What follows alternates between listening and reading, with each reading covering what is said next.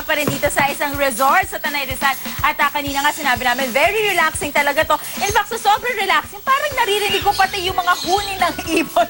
Kuya Pep.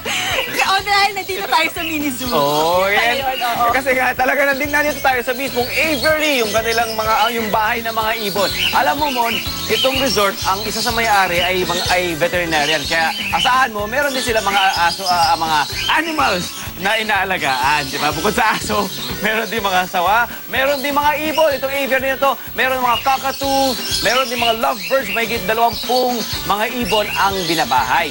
Ayun. At saka meron din yung sinabi mo na meron silang exotic part dito. Diyan makikita yung mga pythons. Kanina meron ako nakitang albino pythons na, well, I'm not sure kung pwedeng hawakan yan kasi napatakot. Ano nakalagay Picture doon? lang. Oh, nakalagay doon, do not feed or tease the animals. Dapat meron supervision ng mga taga-resort. Ayun. Pang picture lang. Oo. Pero best part talaga dito sa pinuntahan natin, free to. Meaning, pag nagbayad ka ng entrance fee mo, kasama na yan. Oo, so saka pa, may sports facilities, may bike trail, may mini zoo, di ba? So punta na rito, buong Manila, pwede.